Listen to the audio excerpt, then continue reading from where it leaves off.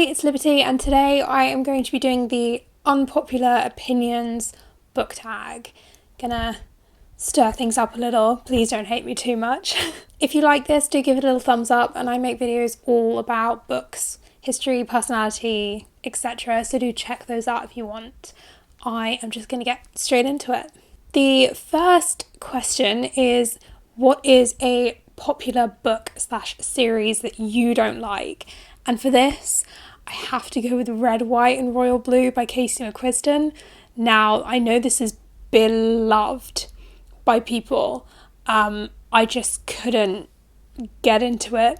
It's the story of the first son of the United States and the sort of Prince Harry of the UK, who's actually called Prince Henry in this book, not very different at all.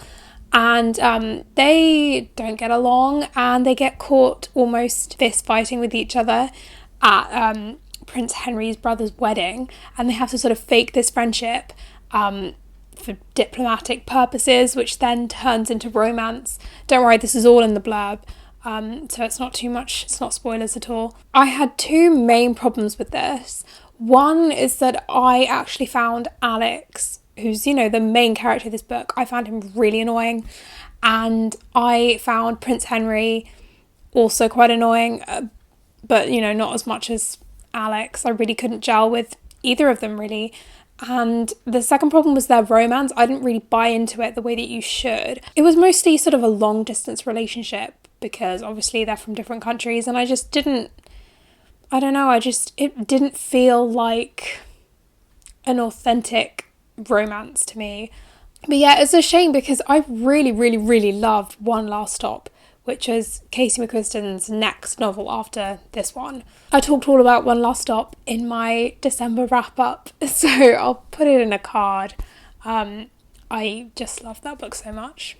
Question number 2 is a popular book or series that everybody hates but you love. And for this, I'm going to have to go with 13 Reasons Why by Jay Asher. Now, give me a second because I will explain everything. I'm going to preface this by saying, first of all, massive trigger warnings for unaliving. Also, I read this when I was around 23 years old. All of the reservations or the controversy around this book, it didn't really affect my consumption of the book because I was older. This book starts with the death of Hannah Baker, who unalives herself, and she leaves behind cassette tapes on which she has sort of recorded her story, a tape for each person that sort of brought her to that point. And we sort of follow Clay, who is one of the tapes, and he is listening through all the tapes. The controversy around this book, for anyone who doesn't know, came from the fact that people were worried that this book was causing teenagers to unalive themselves in response, especially if they were suffering from the same things that Hannah was suffering. You know, people were saying this book provided them with the proof that this was a way that they could handle what was happening to them. I know because I watched the show. I don't know if I watched the show first, then read the book, or it was within a week that I watched and then read. And I have to say that watching the series really mentally affected me. I'm someone who has suffered with depression since I was young. Like, even independently of all the school stuff, being 23 years old, wow, I mean, I can only imagine how that would have affected me had I watched it or read the book as a teenager. Yeah, if you find yourself identifying with Hannah, just put it down immediately. I think that's why I enjoyed it so much, because yes, I did identify with Hannah, but I was older, I wasn't in school, I wasn't having to deal with that side of things. Teenagers need to learn that there are consequences to their actions. Like, what seems like nothing to you is going to be something huge for somebody else, and you don't know how it's going to affect them throughout their life. One thing on top of another thing on top of another thing, and at the end of the day, you would never know who put that person over the edge and caused them to take a drastic measure. It would just all be built up so much. And also I think it's really important because Hannah in the book and the show, it sort of counters the idea of having a perfect victim. And this is something that we've been seeing a lot in the last year. Oh, she did everything right and she's still got etc. Hannah I would not describe her as a likable character, and I think it's important for us to build empathy with everyone, no matter their personality. Nobody deserves to be treated like that. Even for younger adults or older adults, it's good to read this book to, raise your children right. So that's my take on 13 Reasons Why. A bit rambly. So the third question is a love triangle where the couple that ended up together you think shouldn't have ended up together, or an OTP, one-true pairing, that you don't like. And I'm going to actually pick one of each. For the love triangle one, spoilers for Mansfield Park by Jane Austen. I do not believe that Fanny Price should have ended up with Edmund. And I mean, the fact that he's her cousin is just, that is the main reason. Ew. Every time I reread Mansfield Park, I want to see her get together with Henry Crawford. I just think it's more interesting. It's a way to show much better character development for any of the characters, because Henry Crawford is by far one of the most sort of interesting characters in Mansfield Park. And I get it, Fanny Price isn't the most likeable Austen heroine, sure, but she's an INFP and we have to stick together. And so I do feel a little bit defensive of her, and she deserved a better ending and she deserved a better romance. I know that Fanny is so good that no one really deserves her, but I feel that Jane Austen can be very judgmental, and I think Henry Crawford is sort of obviously in the mould of Willoughby and Wickham. He is the bad boy, but we love character arcs, and the bigger the character arc and the more impressive the character arc, the more we love it. And so I just think Henry Crawford, giving him a redemption arc and actually showing that people can change, because that's something that Jane Austen doesn't do. Jane Austen doesn't believe that people can change fundamentally, based on anything. And I think she's wrong in that. And she rewards growth, but she doesn't reward change. And I think that's a mistake. For an OTP that I don't like, I am going to stick with another classic, and I'm actually going for Jane Eyre and Mr. Rochester. Anyone who knows me knows that I do not like Charlotte Bronte's writing, and there is one Charlotte protagonist that I like, and it is not Jane. Sorry, I just watched John Tucker Must Die, so the relationship between her and Mr. Rochester is not romantic. It is not. He's abusive, controlling, it's very, very toxic, and it's just not something that I like reading. Read The Tenant of Wildfell Hall by Anne Bronte to see what toxic relationships are actually like, and the way that you should actually deal with them. And also Jane, like most Charlotte Bronte protagonists, is judgmental and annoying and prejudiced. I'm really sorry, that's just my opinion. I know there are people who really love Jane, but I just can't. I'm so sorry. I tried. I really did try, and I want to try again, but I'm just worried that I've read other Charlotte Bronte books in the last year and disliked almost all of them. So 4 is a popular genre that you hardly reach for.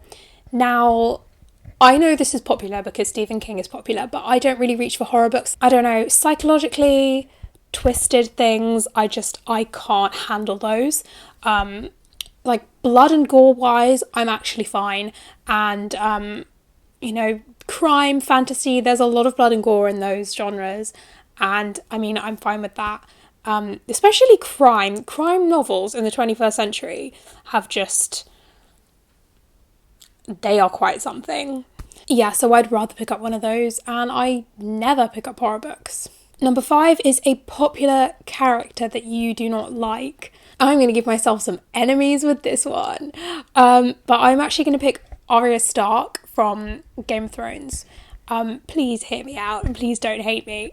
I'm talking about the books and not the show, because Maisie Williams does bring this likability to Arya that sort of makes you forget that she's a incredibly traumatized and very bloodthirsty and violent 10-year-old, because that's the thing. In the books, she starts at 9 years old, and at where we are in the books with Dance of Dragons, she's 12. So all of these murderous impulses and violent tendencies, it's a child. And I know that, you know, you've got the, you know, bloodthirsty child is a trope that you see a fair bit in like fantasy or these, you know, epic things. And I can't really get behind it, sorry. And that's the thing, Maisie Williams, she was, I think, 22 years old when the final series was, you know, being filmed, or 21. And so, you know, you don't really get that shock because by the time Arya gets around to killing people, Maisie Williams is in her late teens, so you don't have to deal with that. Also, it just gets really annoying because she has these list of people that she wants to kill, but she never gets around to doing it. She doesn't really ever even come into contact with them. And also, I read the books after I watched the first couple series of the show, I think. And so I'd already had to deal with this whole pitting women against each other thing and like, oh, Sansa's so annoying and girly and primmy, and look, Arya's a tomboy. She's like almost like a guy, you know, she's likable. And she's super violent, and I couldn't get behind that, especially because Sansa's point of view chapters in the books are great. And I personally think she has the better storyline in the books and the show. So yeah, I'm not a Sansa hater. I'm a Sansa lover. I love Sansa. But yeah, that's a people thing. People, you know, fans of the show, you know, all of that kind of stuff. Not great. Here's hoping when we get the time jump in the books that he said that there is going to be, things will be better for Arya, because I just can't. No. Number 6 is a popular author that you can't seem to get into, and for me that's probably Sally Rooney. I tried, don't really get the hype. Yeah, not much to say really. Number 7 is a book trope that you are tired of seeing, and this for me plays into why I disliked Red, White and Royal Blue so much, but it is that pretend friendship, pretend relationship trope that turns into real romance and relationships that I just don't like that very much. I would find it more interesting if through this friendship or relationship that is fake, you know, they end up meeting someone that way whom they wouldn't have met without this fake relationship, but you know, it's them that we get the romance with. If there are any books like that you know of, please do let me know, because I'd love to read that. I haven't read that ever, I don't think. Number 8 is a book or book series you have no interest in reading. 50 Shades of Grey. It's kind of obvious. I was like 16 or something when those books came out, and it was hugely popular. Everyone was reading them, like people my age or people my parents' age, everyone. But no, never wanted to or felt the need to, and never will. And the final prompt is, the saying goes that the book is better than the adaptation, but is there an adaptation that you like better than the book? And yes, there is, and for me it's Perks of Being a Wallflower. I did enjoy the book, but it is really heavy and emotional. I know that it was intended that way, but I know that it was a very purposeful shift from the books to the film. The book is very much more sad and melancholy, while the film is very much sort of nostalgic and whimsical, and I preferred that to what I've read.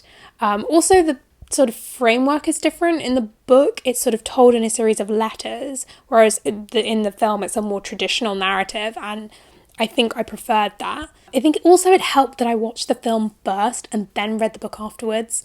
I think that was the way to do it for this, because, you know, yeah, I got to dive in a little bit deeper and see how it was intended to be done afterwards. Yeah, I think the film did an excellent job of creating the perfect atmosphere and keeping the characters likeable, but also complex and intriguing. And yeah, overall I just preferred the film, especially with the music. The Big Heroes song is different in the book. I think it's A Landslide by Fleetwood Mac, which obviously works for the vibe of the book, but since they had changed that, they needed a song that was more epic. So that was the unpopular book opinions tag that is done. I'll put the originator of the tag in the link below. Thank you for watching. I hope you enjoyed it, and do give a little thumbs up if you did. And I make all sorts of videos about books, history, personality, all sorts. So do check those out and subscribe if you want. Please don't hate me. I know I have a lot of controversial opinions, but they are mine. Happy reading.